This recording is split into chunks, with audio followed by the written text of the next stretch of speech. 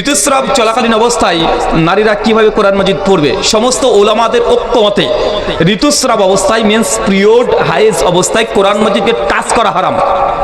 Touch করে মুসাফকে touch করা একদম স্পষ্ট হারাম, কোনো তাবিল চলবে না। দুই, কিভাবে করতে পারে? ইমাম আহমদ বিন হাম্বল, ইমাম মালিক তাদের মত যে মেয়েরা এই সময়তে যদি ঋতুস্রাব অবস্থায় থাকে এই সময়তে কোরআন মাজিদ উচ্চ স্বরেও পড়তে পারবে না। কিভাবে পড়বে? কোরআন মাজিদ আছে মাথায় মুখস্থ, জিহ্বা নড়িয়ে নড়িয়ে পড়বে, শব্দ যেন না হয়। এক। দুই নম্বর, দোয়া জিকির আজকাল তসবিহ তাহলিল এগুলো সে অবস্থায় করতে পারবে যদি মুখস্থ থাকে। দুই, যদি কোনো দেওয়ালে লেখা আছে আয়াতুল কুরসি ও দেখে দেখে পড়ে নিতে পারে, সমস্যা নাই। বা বাড়িতে নামাজ শেষে দোয়া জিকির লেখা আছে ক্যালেন্ডারে, থাকে কি থাকে না, দেখে দেখে পড়তে পারে। এক কথা, ডাইরেক্ট কোরআন মাজিদকে টাচ করা যাবে না, অনুচ্চ স্বরে পড়াটাই বেটার। কেউ যদি উচ্চ স্বরে পড়ে, ইমাম আবু হানিফা রাহিমাহুল্লাহ আর ইমাম শাফিঈ আর আহলে হাদিসদের মধ্যে ইমাম শাওকানি এরা বলেছেন অনুচ্চ স্বরে মানে সশব্দে পড়াটা উচিত নয়, মানে অনুচ্চ স্বরে পড়াটাই উত্তম। শেখুল ইসলাম ইবনে তাইমিয়া তাই মত। এখন আপনার সমাধান এটাই, ডাইরেক্ট টাচ করবেন না। এক।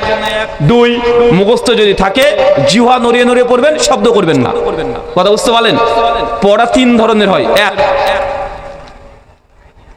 পড়ে বললাম না জিহ্বা নড়েছে না ঠোঁট নড়েছে, নড়েছে নাকি নড়েছে, চোখ দিয়ে তুই আমি পড়ে ফেলেছি, এটা পড়া নয়।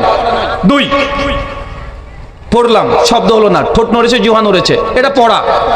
আরেকটা আছে কি, শব্দ করে পড়লেন। দোয়া জিকির আজকার কিভাবে পড়বেন? জিহ্বা নড়বে, ঠোঁট নড়বে, শব্দ হবে না। শুকরান করেছেন। একজন অমুসলিম, তিনি আরবিক শিখতে চান, ইসলাম গ্রহণ করতে চান না, তিনি শর্ত দিয়েছেন। এখন দেখতে হবে ওই বেচারা যিনি মানে আরবিক শিখতে চাচ্ছেন ভাষা হিসাবে, উদ্দেশ্য কি, ব্যাকগ্রাউন্ড খোঁজ নিতে হবে। যদি মনের ভেতরে ইসলাম বিদ্বেষী ইসলামী ফোবিয়া থাকে তাহলে দূরে থাকেন। আর যদি দেখেন না ইসলামের প্রতি আকৃষ্ট আছে, এখন অ্যাকসেপ্ট করতে চাচ্ছে না, বা সে নর্মাল একটা ভালো মানুষ হিসেবে ভালো, ইসলাম বিদ্বেষী তার ভেতরে নেই, ভদ্রভাবে চলে, তাহলে তাকে ভাষা হিসাবে আপনি আরবিক শিখাতে পারেন। আল্লাহ সুবহানাহু ওয়া তাআলা তার বরকতে, এই আরবি ভাষার বরকতে শিখে নিয়ে ইসলাম যদি গ্রহণ করে তাকদিরে থাকতে পারে। কিন্তু ইসলাম বিদ্বেষী মনোভাব যদি থাকে শেখাবেন না। কেন? এটাকে সে পাল্টা হাতের হিসেবে ব্যবহার করতে পারে। শুকরান। মাসিক অবস্থায় মেয়েরা কিভাবে কোরআন পড়বে? ঋতুস্রাব চলাকালীন। শুকরান। আমার বয়স 21 বছর, বিয়ে করার সামর্থ্য আছে, বাড়িতে বিয়ে দিচ্ছে না, আমার করণীয় কি? এ তো কষ্টের কথা, মারাত্মক ব্যাপার রে ভাই। বয়স 21, এখনো বিয়ে দিচ্ছে না, এখন আপনি কি করবেন? তাই না, কি করবেন ভাই? কেন বিয়ে দিচ্ছে না? এখন তোমার বাবা মা কেন বিয়ে দিচ্ছে না সেটা তো উল্লেখ করতে হবে। কেন? বাবা মা বলছে যখন নিজের পায়ে দাঁড়াসনি বউকে কি খাওয়াবি, না বাপ মাকে বলতে পারছো না, কোনটা সমস্যা?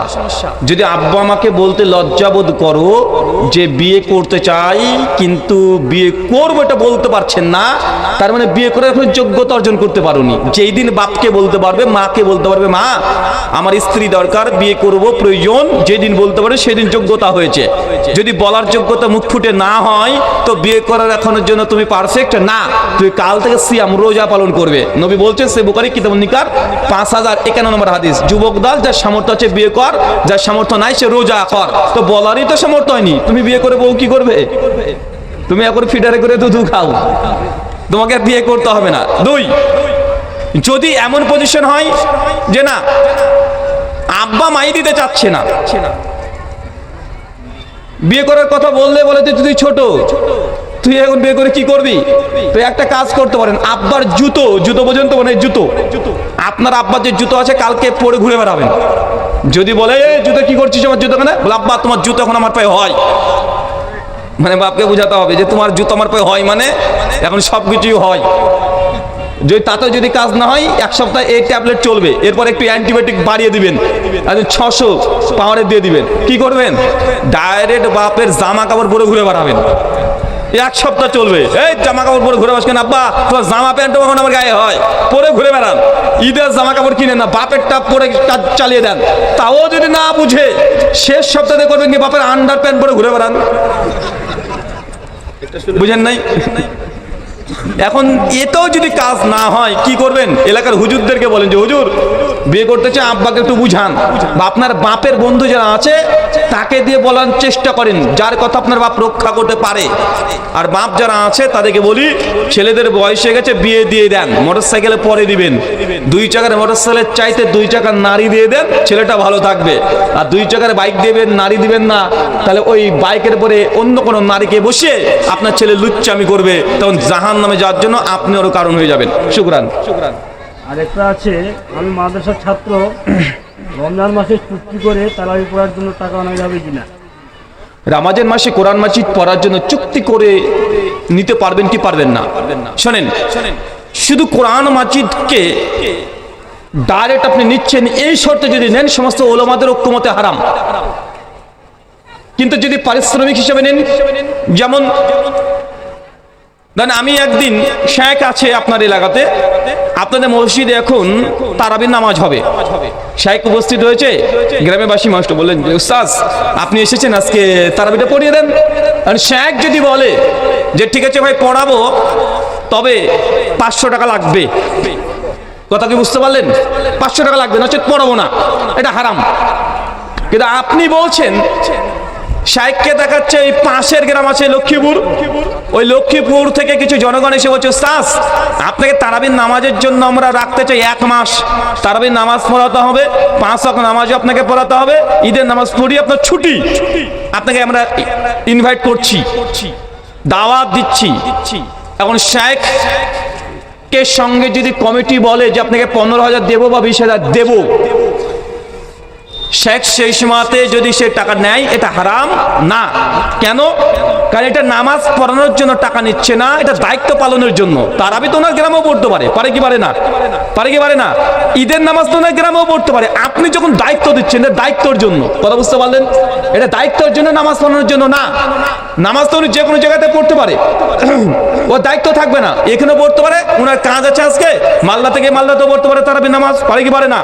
যখন দায়িত্ব দিয়েছেন তাকে বেঁধে নিয়েছেন, সময়কে কিনেছেন, নামাজকে নয়, কোরআন মাজিদকে নয়, তারাবিকে নয়, তার সময়কে কিনেছেন, সময়টি ইনভেস্ট করছে, এই জন্য তাকে পারিশ্রমিক দিচ্ছেন, নামাজের জন্য নয়। শুকরান।